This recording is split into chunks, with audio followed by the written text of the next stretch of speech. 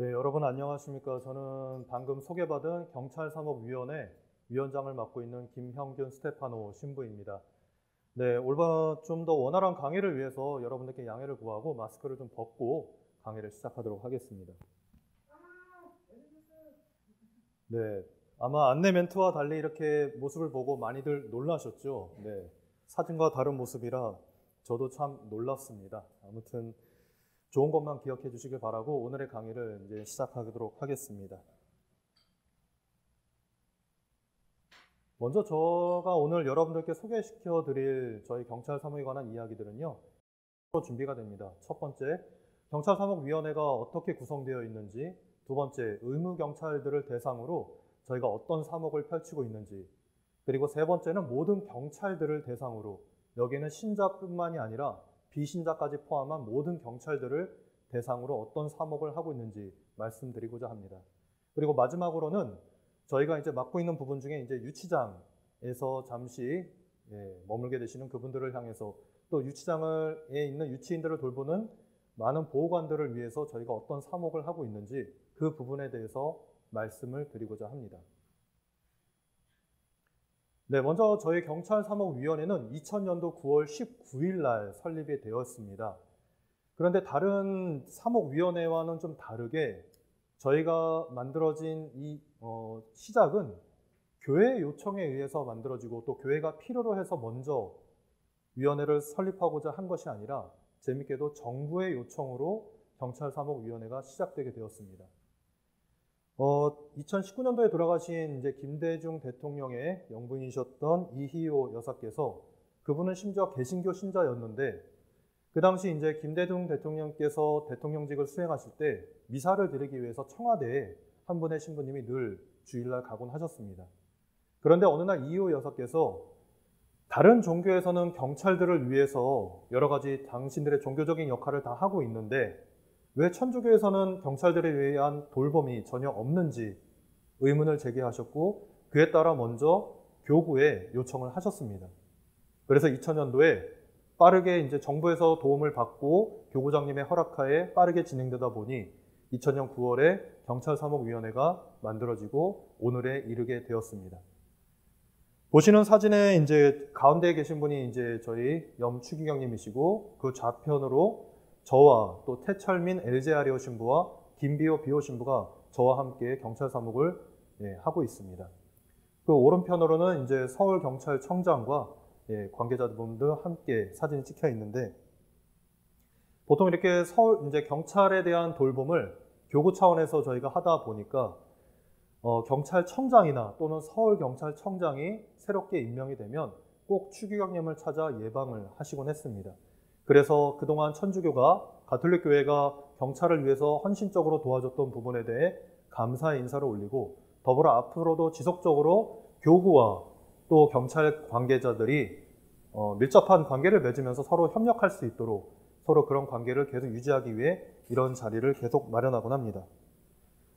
간단히 말씀드리자면 저희 경찰사목위원회는 어떤 조직으로 이루어져 있느냐.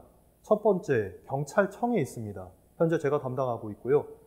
경찰청은 말 그대로 다른 지역에 서울을 포함한 뭐 인천이나 수원이나 다른 지역에 있는 여러 예전의 이름으로 하면 지방경찰청, 바로 그 경찰청들을 총괄하는 곳으로 경찰의 모든 시스템이나 어떤 계획들 또는 뭐 살림살이 이 모든 것들을 경찰청에서 관할하고 있고 청와대로부터 직접 명을 하달받고 시민들을 위해 국민들을 위해 봉사하고 있습니다.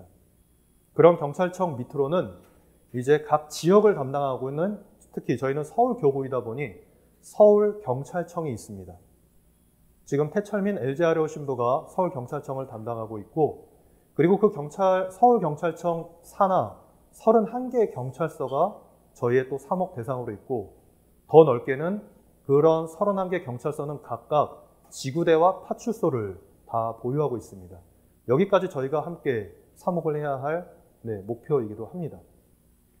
그리고 경찰, 지구대, 파출소뿐만이 아니라 이제 시위나 여러 가지 행사들이 있을 때 그것들을 원활하게 통제하기 위한 또 지도하기 위한 기동대가 있는데 현재 서울에는 8개 기동대가 있고 김비호 비호 신부가 담당하고 있습니다. 이렇게 거의 한국에만 해도 13만 명에 가까운 경찰들이 있는데 그들에 대한 돌봄을 저희가 하기 위해서 많은 교구에서 비단 저희뿐만이 아니라 타 교구에서도 현재 경찰사무위원회를 이미 만들어서 시행하고 있고 현재 또 만들 준비들을 하고 있는 실정입니다. 이런 저희들이 먼저 첫 번째로 하는 사목 대상들은 바로 의무 경찰들이었습니다. 줄여서 보통 의경이라고 부르는데 바로 이런 의경들을 위한 돌봄이 먼저 시작됐던 이유는 지금 보시는 화면에서처럼 여러 가지 사건, 사고들이 끊임없이 발생했기 때문이죠.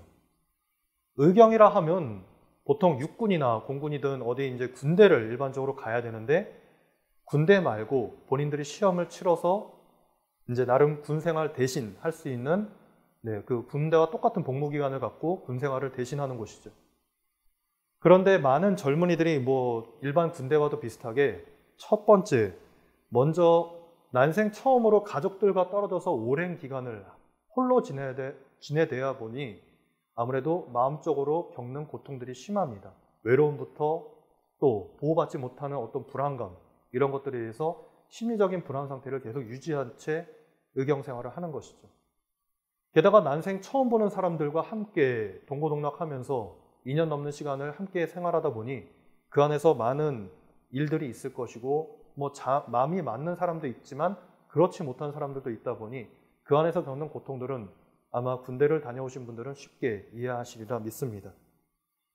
그리고 또 마찬가지로 군 생활을 하다 보면 요즘 젊은 사람들이 많이 겪는 이성 문제, 고무신을 꺾고 노신네, 군화를 뒤집어 신네 이런 이야기들을 표현할 정도로 가장 민감한 시기에 자신이 의지할 수 있는 가족 외의 어떤 이성 친구들과 헤어짐 아니면 그 이성 친구들의 관계가 좀 소홀해짐 이런 문제 때문에 밖으로 당장 뛰쳐나가서 다시 사랑을 확인받고 싶고 하는데 그러지 못하니 거기에 오는 여러 가지 불편함들 또 힘든 것들을 겪으면서 많은 고충을 쌓고 있는 것이죠. 그뿐만이 아니라 근무 환경에서도 조금 육군하고는 좀 차이가 있습니다.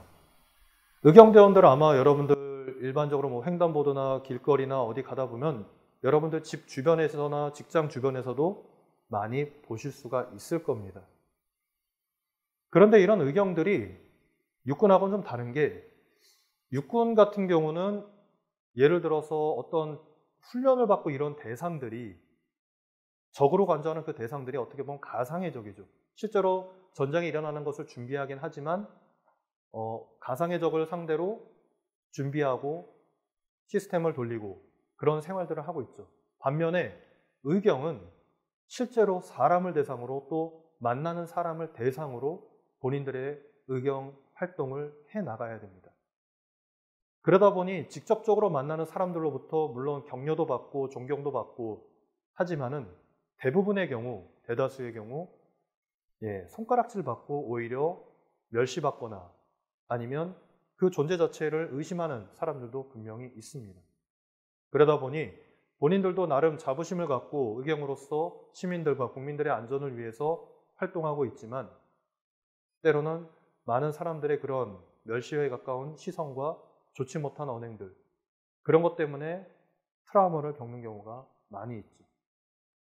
어느 의경의 고백에 따르면 정말 사람이 싫어진다고 합니다. 저렇게까지 당신들의 입장도 중요하지만 그렇게까지 악에 받친 눈으로 사람들을 공격하고 또 자신들도 어떻게 보면 남의 귀한 자식인데 그런 것들을 고려하지 않고 공격적인 언행 그것 때문에 바로 상처 입는 자신들은 생각하지 않고 본인들 편한 위주로만 그렇게 의경들을 공격하는 많은 시민들이나 국민들 때문에 때로는 고충을 겪고 있다고 합니다. 물론 일부분에 불과하지만. 그러다 보니 알게 모르게 또 젊은 나이의 청년들이 여러모로 고충을 겪고 있다 보니 그들을 위해서 뭔가를 해야겠다고 교회 안에서도 경찰사무위원회를 만들었고 그래서 저희가 먼저 프로그램들을 만들기 시작한 것이 해피아트 테라피나 위두 또는 해피 콘서트라는 프로그램입니다. 사진에 보시면 아시겠지만은 의경대원들입니다. 왼쪽에 있는 사진부터 보면은 저희가 의경대원들을 불러서 해피아트 테라피라 해서 줄여서 HAT라고 부르는데 예전에 저희가 해왔던 프로그램이고 현재는 종료되어 있지만 보통 이 옆에 있는 위두 소대소통 프로그래밍 위드와 같은 개념입니다. 일단 대원들을 함께 모아놓고 그 안에서 공동체성이 뭔지를 알려주는 것이죠. 이렇게 함께 모여서 서로 몸을 부대끼고 서로에 대해서 내가 솔직하게 어떤 감정을 갖고 있다. 너에 대해서 어떻다. 우리 소대에 대해서 어떻다. 우리 부대에 대해서 어떻다. 또 내 삶은 어떻다. 이렇게 한 명 한 명이 정해진 프로그램에 잘 순응하면서 따라하다 보니 본인들이 갖고 있는 고충들을 한마디 한마디 이야기를 하게 된 것이죠. 전문 상담가가 함께 하기 때문에 또 조금은 위축되어 있는 친구들에게도 쉽게 다가가서 마음을 열 수 있게끔 해주어서 그들이 좀 더 원활하게 자신의 감정을, 마음을 또 생각을 표현할 수 있게끔 이끌어줍니다. 그리고 그런 한 친구의 그런 증언들을 듣는 다른 대원들이, 의경대원들이 상대방을 좀 공감하게 되고 아, 저 친구가 그래서 나한테 이런 말을, 우리에게 이런 표현들을, 이런 행동들을 했었구나. 그것들을 이해하게 되고 서로가 서로를 이해하고 이제는 받아들이게 되는 것이죠. 그것이 되다 보니 자연스럽게 상대방에 대한 배려가 피어나기 시작합니다. 아, 저 친구가 고백한 대로, 이야기해 준 대로 아, 저런 사정이 있었구나. 그러니 조금 여유가 있는 내가 참고 그 부분에 대해서는 우리가 좀 배려해주고 함께 소대 공동체 안에서 저 친구들을 위해서 우리가 조금만 참고 조금만 더 노력해주자. 이런 공동체성이 형성되고 서로를 배려하는 아름다운 교회적인 그런 공동체성을 쉽게 발견할 수가 있었던 것이죠. 더불어서 군생활에서 겪는 어떻게 보면 사회 초년생들 그리고 처음 군생활처럼 겪는 그 단체 생활의 애로사항들을 이렇게 서로 조금씩 소규모로 이루어진 단체 저런 테라피들을 통해서 활동들을 통해서 작은 규모에서 먼저 서로 소통을 하고 공동체가 뭔지를 알아가고 그러다 보니 그 작은 공동체에서 좀 더 확장해서 더 많은 사람들과 함께 할 수 있는 어떻게 보면 마음을 쉽게 열 수 있는 그런 계기들을 마련해주고 있는 것이 현재 저희가 진행하고 있던 프로그램들입니다. 그런데 안타깝게 지금은 코로나로 인해서 집단생활 그리고 저희 단체 활동이 현재로서는 불가하기 때문에 현재는 보류 상태에 있습니다. 마찬가지로 저희가 한번 준비한 영상 먼저 같이 보시고 이야기 더 나누도록 하겠습니다.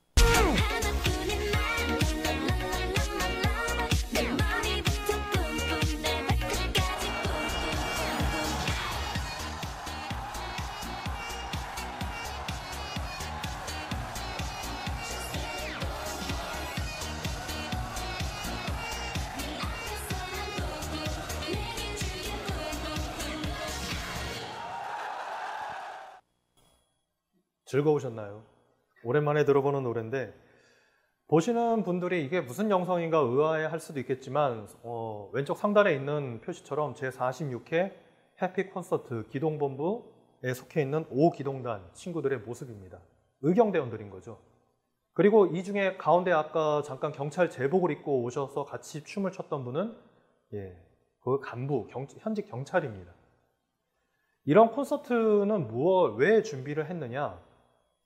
저희가 이제 대원들의 그 젊은 혈기가 가득 있는 친구들이 부대 생활하면서 갇혀있고 소통이 안 되는 경우도 있고 외출도 자유롭지 않고 이런 상황에서 젊은 혈기에 에너지는 넘치는데 그걸 해소할 데는 없고 그러다 보니 그것들이 잘못된 일탈 행위로 이어지는 경우가 많고 그래서 그런 에너지들을 좀 분출하고 생각들을 좀 정리하고 단순화시키기 위해서 이런 프로그램들을 마련했습니다. 해피 콘서트라는 이름으로 대원들이 직접 기획하고 직접 저렇게 출연도 하고 거기에 따라 또 이제 경찰 간부들은 이런 거에 대한 포상까지 허락해 주면서 대원들이 좀 더 이것들에 참여할 수 있도록 격려하고 그런 제도들도 마련해 주셨죠. 이것을 웃긴 게 저희가 이 프로그램을 준비하면서 콘서트를 열 테니 한번 소대별로 신청을 받고 심지어 예심까지 합니다. 그리고 본선 무대까지 추려서 또 이제 거기서 이제 말 그대로 토너먼트까지 해서 올라온 친구들만 이렇게 콘서트에 참가해서 자신들이 준비한 것들을 끼를 발산하는 것이죠. 근데 비단 예선에서 떨어진 친구도 있지만 그 준비 과정이 보통 최소 6개월은 걸린다고 합니다. 물론 본인들의 본 업무가 있어서 짬을 내서 쉬는 시간에 모여서 기획하고 서로 모여서 이렇게 때로는 싸우기도 하고 때로는 같이 웃으면서 격려하기도 하면서 이런 것들을 준비하는데 제일 좋았던 것은 이거 하는 동안은 서로가 서로에 대해서 좀 쉽게 알 수 있었다고 합니다. 근무 중에는 서로가 상대방밖에 볼 수가 없습니다. 근무지에 대한 환경, 혹시나 일어날 돌발 상황에 대한 어떤 위급함, 긴장감.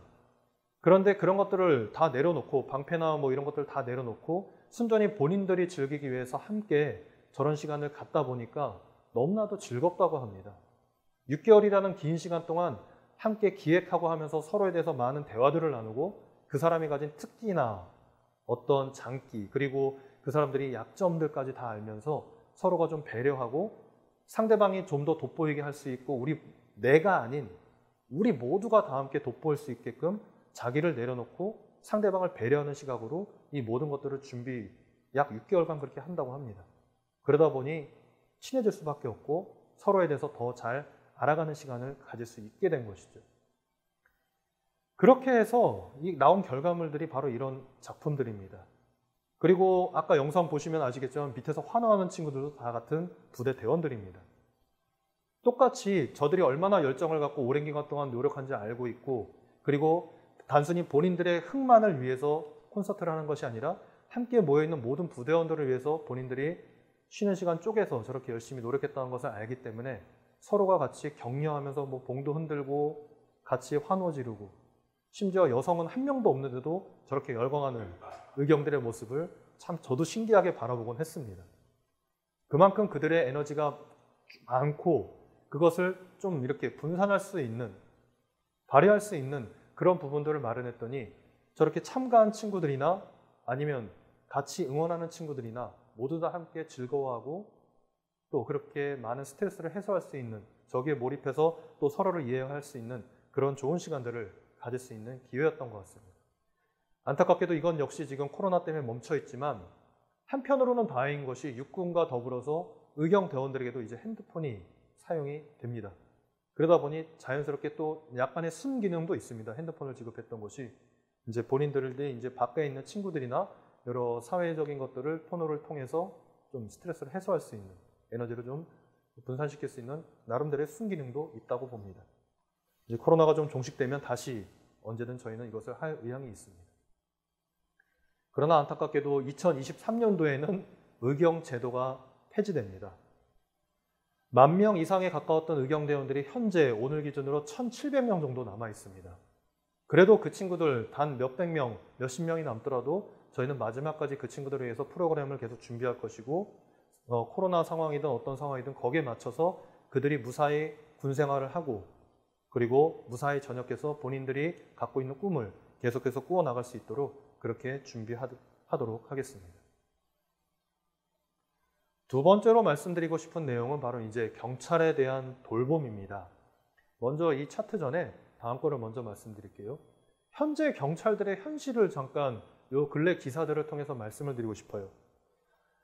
인터넷에 나온 기사들인데 한번 보시면 좋을 것 같아요. 근무 끝나고 술자리 경찰관들이 만취 운전으로 사고를 낸 경우도 있고 경찰들의 음주 사고 쉽게 들을 수 있습니다. 안타깝게. 가장 근래 나왔던 기사 중에 하나는 파출소에서 혼자 근무하던 경찰관이 총상을 입고 숨진 채 발견됐는데 이게 바로 11월 7일 날 이 근방에 있는 종로경찰서에서 있었던 일입니다. 50대 경위 분이신데 그렇게 혼자 근무하시다가 총기로 인해서 결국은 숨진 채 발견이 되었죠. 그 외에도 30대 현직 경찰관이 한강에 투신하는 일, 그 외에도 다양한 연령대의 경찰관들이 실제로 일탈행위나 아니면 안타까운 결과를 내는 그런 일들이 실제로 많이 벌어지고 있습니다. 그러면 경찰들이 왜 이런 행동들, 일탈행위나 또 극단적인 선택을 할 수밖에 없는지 그거에 대해서 간단하게 좀 말씀을 드리고자 합니다. 요즘 가장 핫하게 지금 인터넷에서 또 뉴스에서 나오는 것이 인천 빌라 층간소음 흉기 난동 사건, 여경에 대한 여러 가지 이야기들이 있는데 간단하게 말씀드리자면 여경이 그 경찰로서의 직무를 못한 거는 분명히 질타를 받아 마땅합니다. 하지만 거기에만 머무를 게 아니라 적어도 신앙을 갖고 있는 우리들이라면 제복을 입은 경찰만을 볼 것이 아니라 그 제복 안에 있는 사람에 먼저 집중을 했으면 합니다. 신부인 저는 더더욱 그렇고요. 물론 직무상 잘못했지만 그 여경이, 그 사람이 왜 그런 행동을 했는지에 대해서 궁금증을 가질 수밖에 없었고 어느 정도 좀 이해가 됩니다.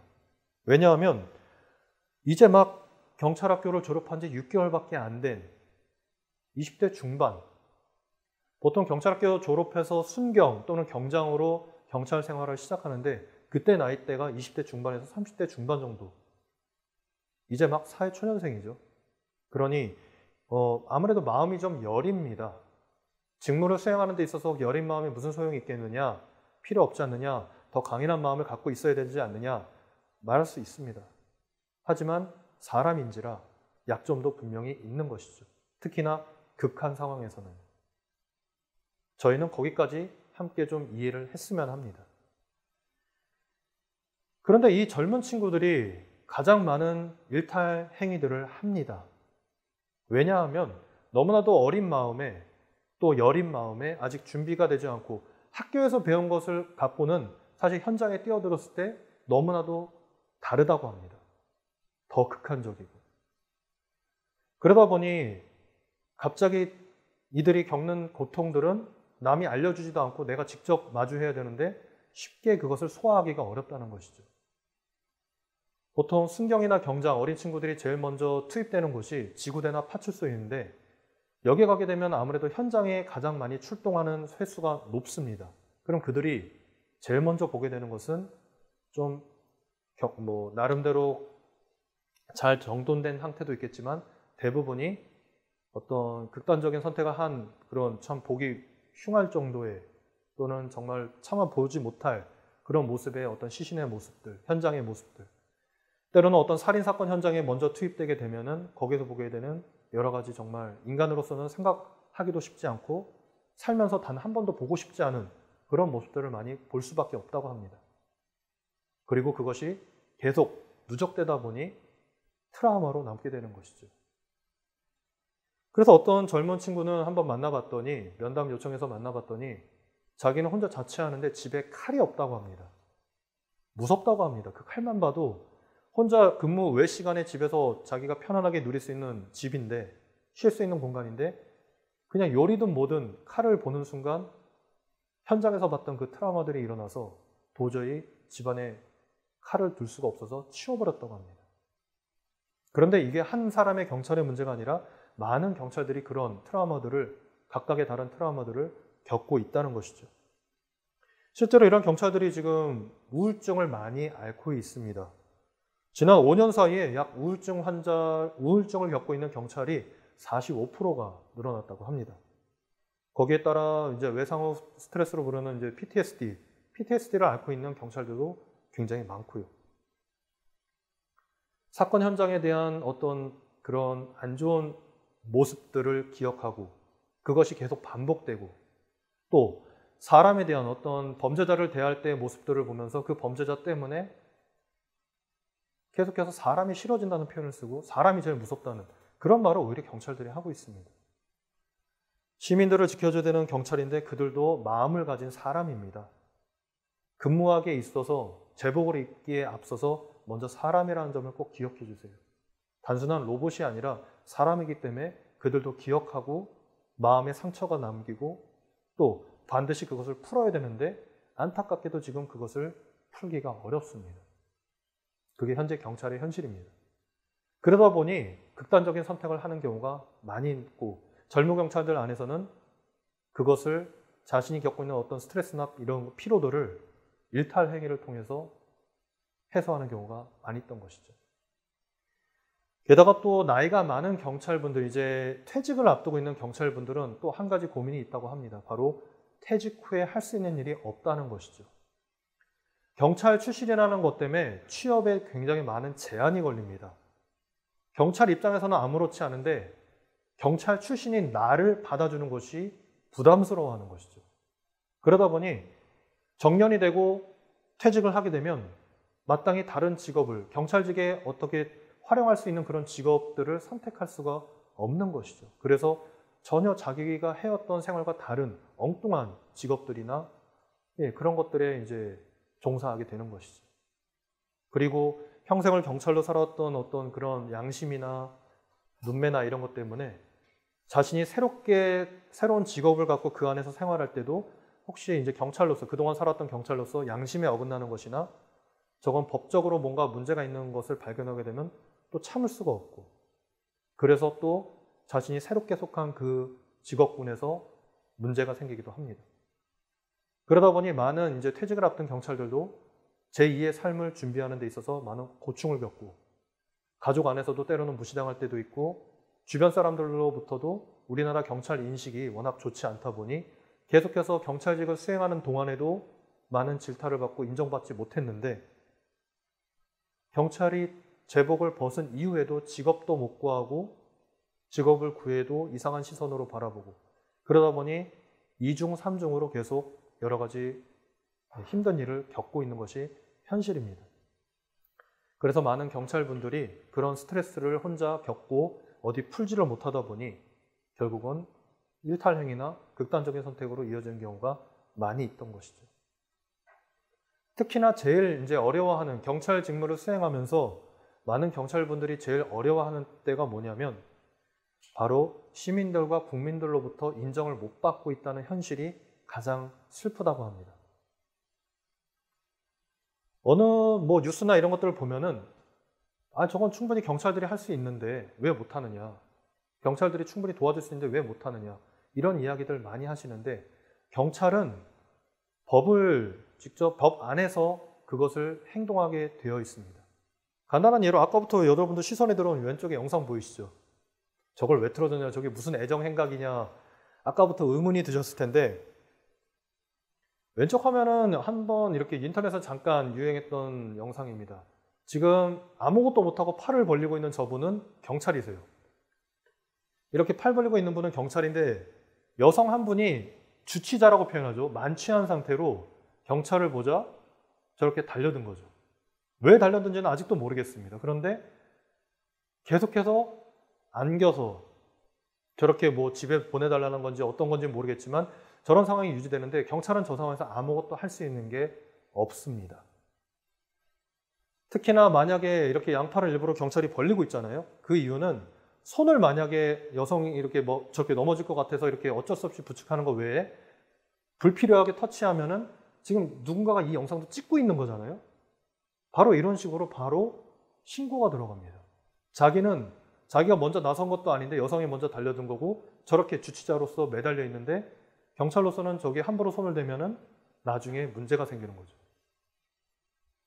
그래서 저 경찰이 유일하게 할 수 있었던 것은 어깨에 달리는 무전 치는 겁니다. 무전을 통해서 다른 여경들을 호출할 수밖에 없는 거예요. 현재 저 경찰은 저렇게밖에 할 수 없고, 왜 저게 답답해 보일 수도 있겠지만 현재 법 안에서 이루어진 경찰이 갖고 있는 매뉴얼입니다. 저거 이상의 행동은 본인이 책임져야 됩니다. 경찰이 책임져 주지 않고. 그러니 탓할 수가 없는 겁니다. 경찰도 법 안에서 이루어진 그 매뉴얼대로만 움직일 수 있게 되는 것이죠. 그러다 보니 많은 시민분들이, 국민분들이 이렇게 경찰들을 봤을 때, 야, 경찰들이 좀 더 적극적으로 나서서 뭘 해줘야 되지 않느냐, 왜 그렇게 방관하고 있느냐, 왜 거기까지밖에 안 하느냐, 안 하는 게 아니라 못 하는 겁니다. 법 안에서만 행동할 수 있게끔 되어 있으니까요. 현재 법이 그렇게 제정되어 있으니까요. 그 외에 자신이 어떤 사명감을 갖고 정의감에 의해서 움직이면 거기에 따른 행동은 다 경찰 본인 개인이 책임져야 됩니다. 그러니 두렵죠.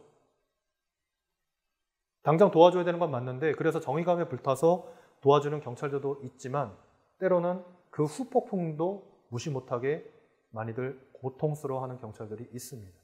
당연히 도와줘야 돼서 정의감에 불타 도와줬지만 그 뒷일은 생각지도 못하게 내 정의가 전혀 빛나지 않는, 오히려 피해만 입는 그런 경찰들이 수두룩합니다. 조심스러운 거죠, 서로. 그래서. 그리고 일선 경찰들한테도 만나서 이렇게 이야기들을 많이 들었는데, 가볍게 한번 얘기를 해드리자면, 경찰들은 이렇게 상대방이 칼 들고 이렇게 위협을 하면은 영화에서 보면 경찰들이 뭐 혼자서 가서 뭐 멋있게 뭐 때려 눕히고 아니면 총을 갖고 뭐 테이저건이나 이런 걸로 제압을 할 수 있을 것 같은데, 테이저건을 늘 상시 휴대하는 것도 아니고요. 그리고 그것이 한 발 쏘는데도 비용이 좀 들어갑니다. 충전 이런 것 때문에. 더 웃긴 거는 테이저건은 설명을 들어보니까 쏘면은 2개의 침이 발사되는 거예요. 이렇게 보여야지 알겠네요. 2개의 침이 꽂혀야만 전기가 통해서 악 하고 기절해버리는 거죠. 근데 한쪽이라도 안 꽂히면 전기가 안 통합니다. 그런데 가만히 있는 범죄자에게 테이저건을 쏘고 맞히는 건 쉬울 수도 있지만 움직이는 사람을 대상으로 맞추기는 더더욱 어렵죠. 2개의 침이 동시에 꽂히기란. 게다가 안전 지침상 상체에는 못 쏘게 되어 있습니다. 혹시나 위험하기 때문에 주로 허벅지 부위 같은 하체를 노리게끔 되어 있죠. 그 많은 죄악들이 법으로 규정되어 있다 보니 실제로 빠르게 대처해야 되는 그 상황에서 우리가 바라는 대로 완전하게 상황을 제압하거나 정리할 수 있는 그런 기회들이나 능력들이 딸릴 수밖에 없는 것이죠. 그런데 많은 경우 그것들을 경찰들의 무능함 또는 소극적인 태도 이렇게 몰아붙이기에는 조금 안타까운 면이 많이 있는 것이죠. 물론 대다수의 경찰들이 그래도 용감무쌍하게 정말 잘 하고 있습니다. 그건 분명히 여러분들도 알아주셨으면 좋겠어요. 자기 몸 안 사리고 정말 시민들을 위해서 어떤 현장의 안전함을 보존하기 위해서 많은 경찰들이 정말 자기의 어떤 육체적인 건강이나 이런 걸 안위에 두지 않고 사람의 생명을 살리기 위해서, 보호를 위해서 정말 투신하고 있다는 것도 분명히 여러분들이 알고 계셨으면 좋겠습니다.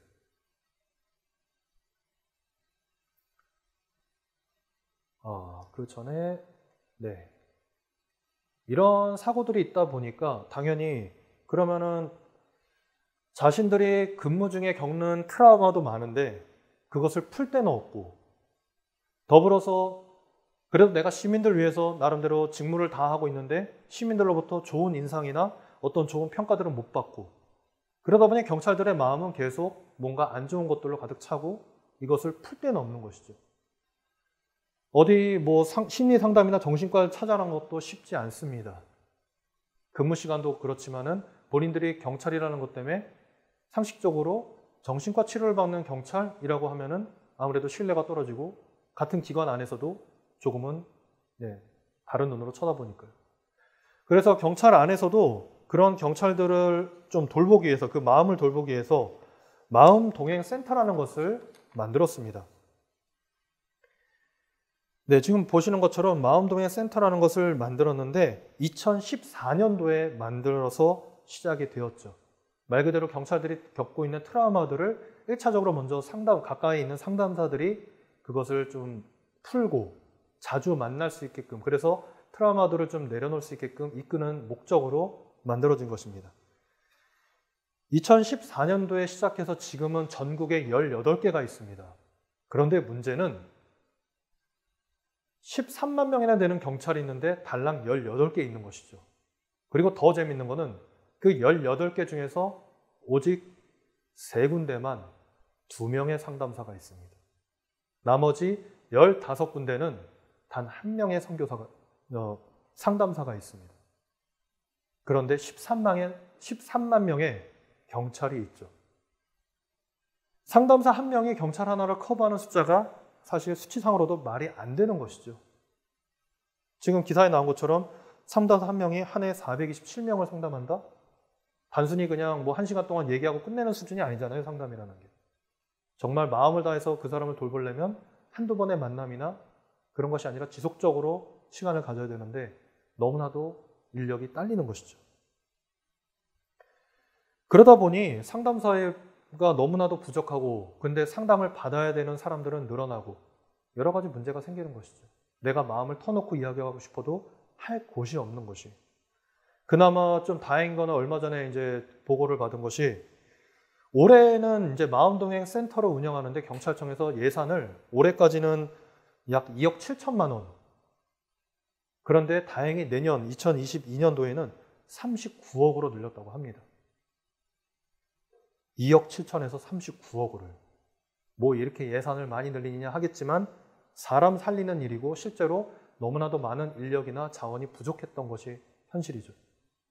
차라리 저는 잘 됐다고 봅니다. 많은 분들이 좀 더 경찰분들이 전문 상담사들한테 치료를, 케어를 받을 수 있다는 사실. 옆에 이제 오른쪽에 이제 도표가 하나 있잖아요. 수치가 있는데, 뭐 2017년부터 시작할 때부터 올해 2021년까지 보면은 조금은 줄은 걸로 나와 있지만 사실 솔직하게 말씀드리면 여기 나오는 이 수치가 무슨 기상캐스터 같네요. 그러니까 네, 여기 나와 있는 수치가 약간 허수입니다. 솔직히 말씀드리면 뭐 데이터상으로는 사람들이 이렇다고 하지만 실제로 만나본 경찰들의 의견을 들어보면 허수인 것이 경찰서마다 이제 마음동의 센터를 이제 서울에도 있지만은 경찰병원부터 시작해서 처음에는 정말 트라우마를 겪고 상담이 필요한 분들이 찾아가야 되는 곳인데 어느덧 경찰들이 실제로 가고 싶어도 근무나 여러 가지 또는 다른 사람들의 눈치 때문에 못 가는 경우가 많고 그런데 경찰청에서 만들어 놨는데 사람이 안 오기 시작한 거죠. 이렇게 수치상 안 오기 시작한 거죠. 그러니까 어떤 일을 했냐? 의무적으로 가게 만들었습니다. 한 경찰서에 몇 명은 의무적으로 그 지역에 있는 마음동행센터를 방문해라. 그러니 어떤 경우는 제비뽑기해서 가는 경우도 있대요. 정말 가야 될 사람이 못 가고 어떻게 보면 죄송한 얘기지만 경찰한테는 죄송한 얘기지만 결과 보고를 위해서 어쩔 수 없이 그냥 필요한 사람이 못 가고 가고 싶지 않은 사람이 가는 경우가 생겨갖고 사실 이런 수치가 만들어지는 것이죠. 물론 많은 분들이 가고 있다고 저는 믿습니다. 실제로 필요한 분들이 지금도 마음동행 센터를 찾는다고 믿습니다. 그런데 아직 좀 더 개선되어야 될 것이 많이 있다는 것이죠. 그래서 저희는 이렇게 마음동행 센터가 경찰청에서 준비해서 운영되고 있는데 이것 외에도 저희가 2000년부터 경찰 사목을 시작하면서 제일 많이 해왔던 것이 경찰들을 만나는 것인데 그 만남에는 비단 저희가 신부, 가톨릭 교회에 속해 있기 때문에 신자만을 만나는 것이 아니라 비신자들도 그거 못지않게 많이 만납니다. 거기서 종교 활동을 하는 것이 아니라 저희는 추기경에게 이미 허락을 받았지만 1차적으로 비신자들을 만났을 때 사제이지만 선교를 우선시하지 않습니다. 첫 번째는 만나는 경찰이 온전하게 경찰직을 수행할 수 있게끔 그 경찰이 바로 설 수 있게끔 하는 것이죠. 즉 사람부터 먼저 살리고 그 다음에 신앙을 이야기하기로 추경에게 허락을 받은 상태입니다. 그래서 만나는 곳곳 비신자들이나 어떤 신자들을 만날 때마다 명함을 돌리곤 하죠. 그러면 재밌는 게 어떤 경우는 이렇게 마음동행 센터를 찾는 분도 계시지만은 많은 경우 또 저한테 또는 같이 사목하고 있는 신부들에게 연락이 옵니다. 근데 그 패턴들이 다 재밌게 똑같아요. 신부님이시죠? 네, 그렇습니다. 저 신자 아닌데 면담 가능한가요? 가능합니다. 혹시 이거 고해성사처럼 비밀 유지가 될까요? 가능합니다. 비밀 유지 신부들 아시잖아요. 해드립니다. 그런데 제가 속한 파출소나 경찰서는 좀 시선들이 좀 그러니 밖에서 카페나 이런 데서 아니면 식사 자리 가운데서 뵐 수 있을까요? 얼마든지 가능합니다. 저 먹는 거 좋아합니다. 이렇게 해서 사람들을 따로 만나는 것이죠. 처음 보는 분인데도 본인들의 속마음을 풀어냅니다. 왜냐?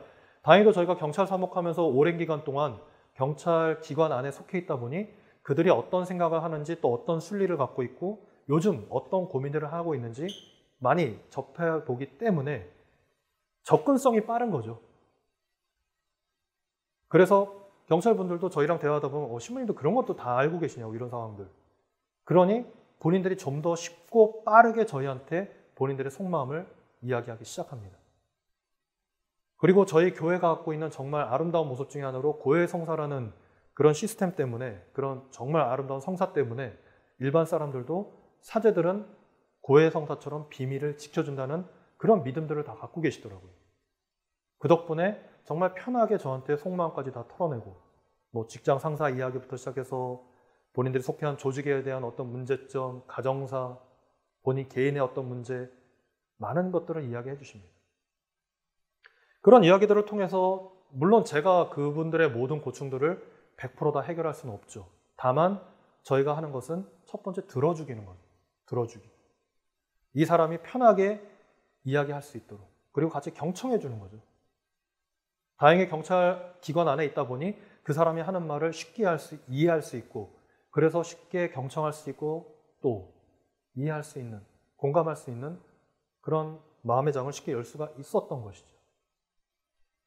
더불어서 그분들은, 저는 계속 경찰 사무를 하고 있으니 언제든 필요하실 때 연락 주십시오. 그랬더니 정말 많이 연락들 하시더라고요. 근데 참 다행인 것은 이분들이 그래도 계속해서 연락을 하고 저희들을 찾는다는 것은 그래도 그때까지는 살겠다는 약속이니까. 어딘가 그래도 신부를 믿고 자신들의 어떤 속마음을 풀고 그로 인해서 조금이라도 스트레스가 풀리고 트라우마를 낮출 수 있으니, 그래서 저희들을 계속 찾는 것이죠. 그래서 감사합니다. 정말 찾아주셔서. 계속해서 만나고 있고 현재로도 면담들을 계속 진행 중에 있습니다. 뭐 면담이라고 해봤자 때로는 그냥 어떤 사는 이야기죠. 그렇게 끝나는 경우도 있지만 어쨌든 그분은 속 편하게, 정말 신자도 아닌데 신부를 만나서 속 편하게 본인들의 이야기를 할 수 있고, 그럼 그걸로 인해서 좀 해소하고 다시 살아갈 수 있는 힘을 얻고 일상으로 복귀하고, 그러다가 신부님 저 좀 신앙에 관심이 있고 세례를 받고 싶습니다 하면 땡큐인 거고요. 그렇게 사목들을 하고 있습니다. 바로 그런 트라우마들을 좀 없애기 위해서 저희들 계속 노력하고 있고, 한 예로 저 같은 경우는 핸드폰을 늘 들고 삽니다.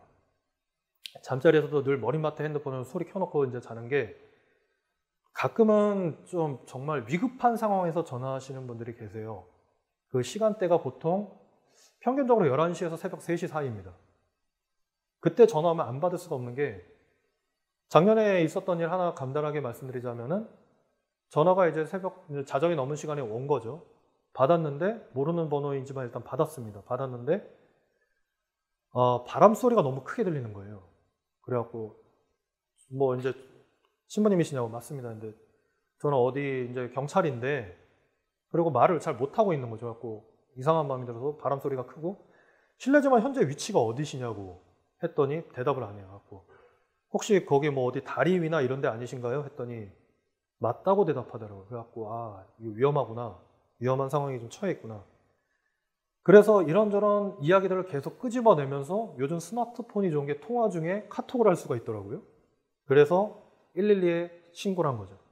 그리고 이제 문자 내용으로 지금 이런 상황이니까 이제 자살 위험 추정이 되니까 위치 추적을 좀 부탁드린다고, 현장 출동 좀 부탁드린다고 했더니, 한참 한 30분 넘게 통화하고 있으니까 전화기 너머로 사이렌 소리가 들리더라고요. 그리고 안전하게, 신부님 좀 경찰도 왔는데 감사합니다. 나중에 연락드릴게요. 그리고 이제 해당 파출소한테서 저한테서도 연락이 왔습니다. 감사하다고, 이게 잘 신변 인도 잘 했고 귀가 조치 잘 시켰다고. 그분은 지금 제복은 벗었지만은 그래도 한 사람으로 지금 잘 살고 계십니다. 그런 일들이 비일비재한 거죠. 이렇게 많은 분들이, 사실 경찰분들이 마음의 고충을 겪고 있지만 풀 데가 없어서 경찰 조직 안에서도 이런 마음동의 센터를 만들어 놓고, 또 경찰사목위원회가 그 안에 존재할 수 있게끔 계속 협조해 주시고 또 지원해 주시고, 그 덕분에 미미하지만 또 앞으로 저희가 해야 할 일도 많지만 많은 경찰분들이 좀 자신들의 마음을 풀 수 있는, 적어도 겪고 있는 고통들을 누군가와 함께 나누고 그것을 해소하기 위해서 본인 스스로도 노력할 수 있는 기회들을 마련할 수 있게 된 것이죠. 이렇게 보통 비교우들을 대상으로 하는 프로그램들은 저희들이 이따가 또 말씀드리겠는데, 다음 거 한번 볼게요. 이건 아까 봤고요.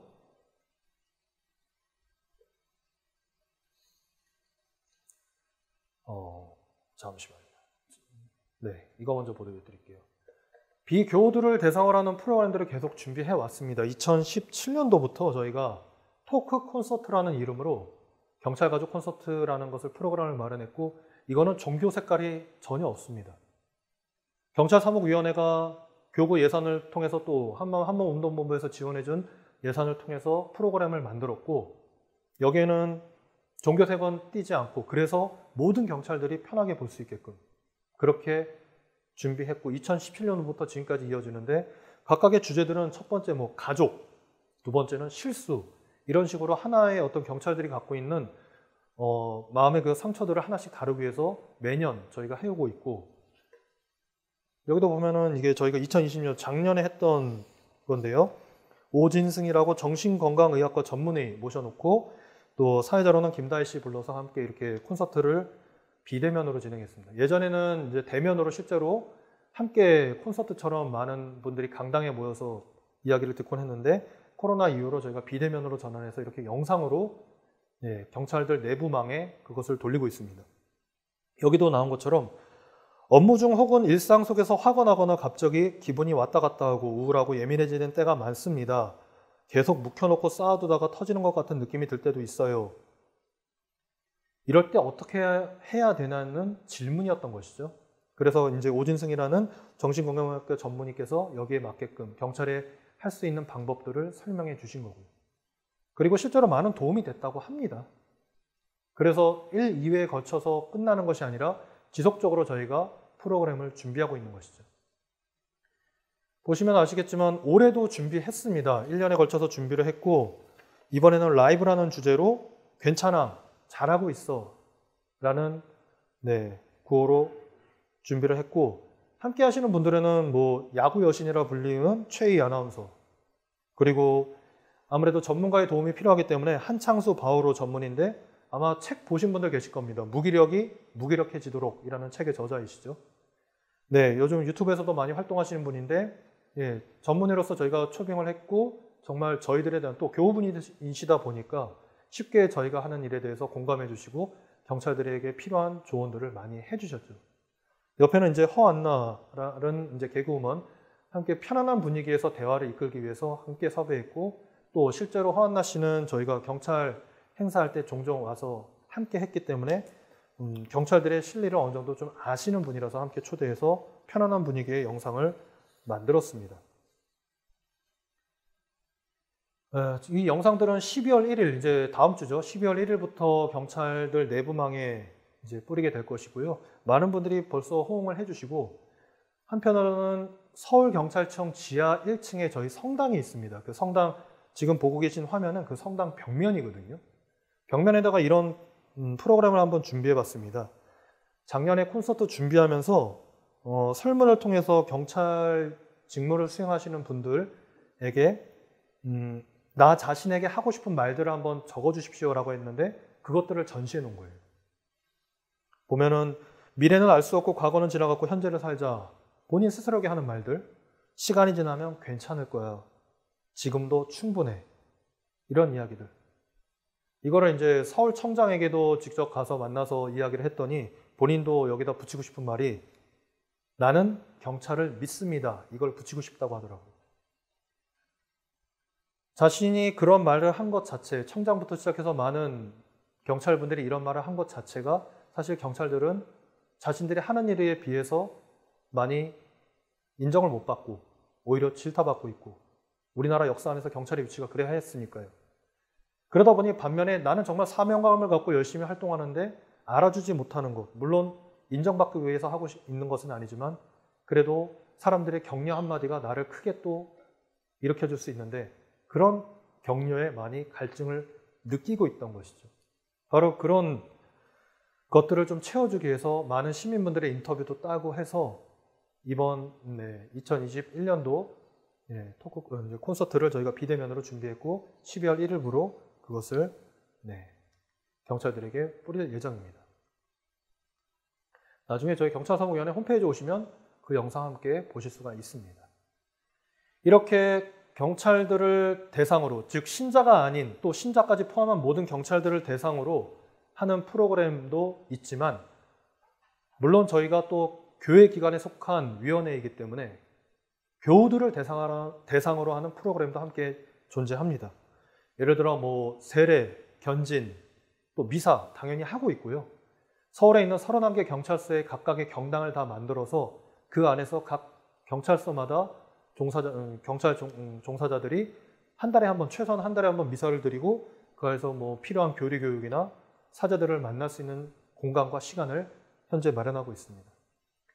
그 외에도 이제 경찰 가족 만남의 잔치라고 해서 오른쪽 제일 위에 있는 사진 보시면 뭔가 이렇게 강의 같은 거 하는 것 같잖아요. 오른쪽 위에. 거기 잘 보면 유경천 티모테오 주교님이 계십니다. 주교님께서는 늘 감사하게도 저희 행사에 함께 해주세요. 이 만남의 잔치라는 행사에.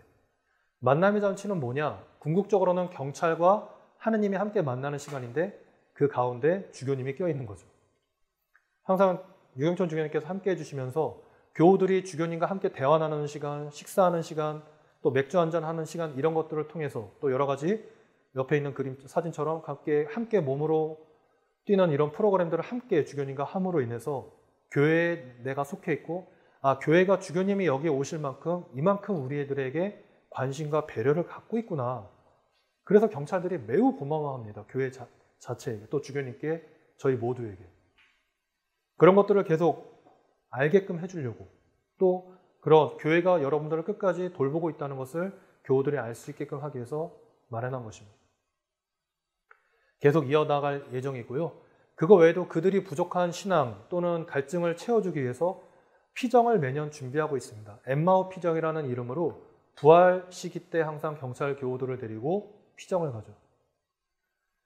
네, 보통 대침묵 피정으로 이루어지고요. 그 안에서 정말 침묵 가운데 나와 하느님과 자연만을 생각하게끔 그렇게 해서 그 안에서 정말 많은 것들을 내려놓고 충분히 하느님 안에서 쉬고 또 같은 고통을 갖고 같이 신앙에 목말라 하는 다른 경찰 교우들과 함께하는 시간을 가짐으로 해서 신앙도 또 어떤 사람으로서 필요한 기본적인 것도 좀 충전해 나갈 수 있는 그런 시간들을 매년 함께 마련하고 있습니다.